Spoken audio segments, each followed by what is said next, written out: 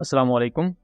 Welcome to conflict card रात। दोस्तों 20 नवंबर को जब मैं ये वीडियो रिकॉर्ड कर रहा हूँ उससे तकरीबन घंटा डेढ़ घंटा पहले जैसलमेर में चक नंबर 3 है ये इंडियन एरिया, और यहाँ इंडिया का एक सर्चर 1 ड्रोन क्रैश हो चुका है। ये सर्चर ड्रोन्स बेसिकली इंडिया ने इसराइल से खरीदे थे और इंडियन एयरफोर्स में एक बड़ी तादाद में सर्चर 1 और सर्चर टूल्स को स्पाई मिशन के लिए इस्तेमाल किया जाता है। जैसलमेर के एरिया में ये एयरक्राफ्ट क्रैश तो हुआ है, लेकिन इंडियन एयरफोर्स की जो ऑफिशियल प्रेस रिलीज है वो इसे काफी ज्यादा डाउटफुल बना देती है। इंडियन एयरफोर्स का ये कहना है कि इस रिमोटली पायलटेड एयरक्राफ्ट या इस ड्रोन में एक टेक्निकल फेलियर आया, लेकिन तब भी जो ड्रोन पायलट था या ड्रोन कंट्रोलर था उसने इसे सरवाइव करवाने की काफी कोशिश की। अल्टीमेटली ये क्रैश लैंड हुआ जिसकी वजह से इसकी एयरफ्रेम पर डैमेजेस आए हैं। बट अच्छी चीज ये है कि एयरफ्रेम कंप्लीटली क्रैश में डिस्ट्रॉय नहीं हुआ, यानी कि इसे कुछ माह लगेंगे लेकिन ये रिकवर हो सकता है। अब अगर कंप्लीट क्रैश होता, इसमें कंप्लीट इंजन फेलियर आ जाता, फिर तो डायरेक्टली ये ग्राउंड से जाकर टकराता और पुर्जे पुर्जे हो जाता है, जैसा कि हम नॉर्मल क्रैशेस में देखते हैं। लेकिन यहाँ ऐसा लग रहा है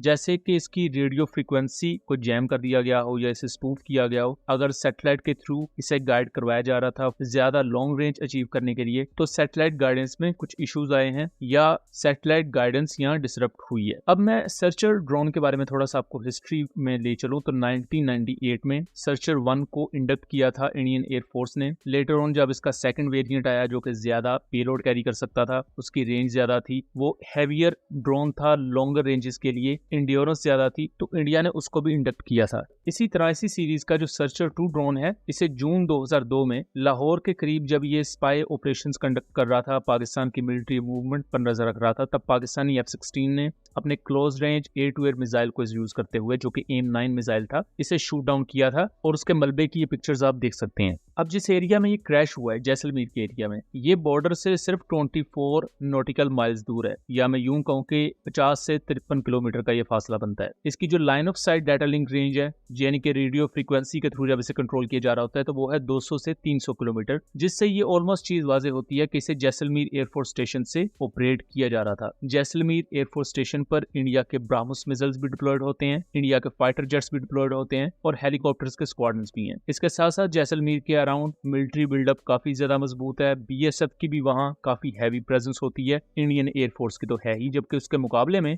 पाकिस्तान मिलिट्री की एक्सरसाइजेस ऑनगोइंग है, उसका नोट टाइम भी जारी कर दिया गया है। ये एक्सरसाइजेस 19 नवंबर से 21 नवंबर के दरमियान जारी रहेंगी और एग्जैक्ट उसी एरिया के नजदीक जिसके बिल्कुल ऑपोजिट एरिया में इंडिया का ड्रोन क्रैश हुआ। अब इससे ये चीज तो वाज़ेह हो रही है कि इस ड्रोन के रेडियो फ्रीक्वेंसी को जैम किया गया होगा या इसकी रेडियो फ्रीक्वेंसी में डिस्ट्रप्शन आई होगी, जिसकी वजह से ये क्रैश लैंड हुआ। लेकिन जो ड्रोन कंट्रोलर है इंडियन साइड से, उसकी तारीफ करनी बनती है, बिकॉज उसने बहुत महारत से इसको क्रैश लैंड करवाया और जितना मिनिमम डैमेज सफर किया जा सकता था इस एक्सीडेंट में वो इसने किया, और अल्टीमेटली ड्रोन पार्शली डिस्ट्रॉय हुआ। अगर कंप्लीटली क्रैश होता तो ये अबैंडन इसे कर दिया जाता या ये नाकारा हो जाता। तो यहाँ हम ये कंक्लूड कर सकते हैं कि जैसलमेर के नजदीक इंडियन साइड पर जब ये रिकॉनिसेंस मिशन कंडक्ट कर रहा था, तो इसका बेसिक काम पाकिस्तानी मिलिट्री एक्सरसाइजेस के दौरान पाकिस्तानी मिलिट्री मूवमेंट, किस किस्म के वेपन सिस्टम को यूज किया जा रहा है या क्या सिमुलेटेड वॉरफेयर टैक्टिक्स यूज की जा रही है पाकिस्तान एयरफोर्स या पाकिस्तान आर्मी की तरफ से, उसको मैप आउट करना,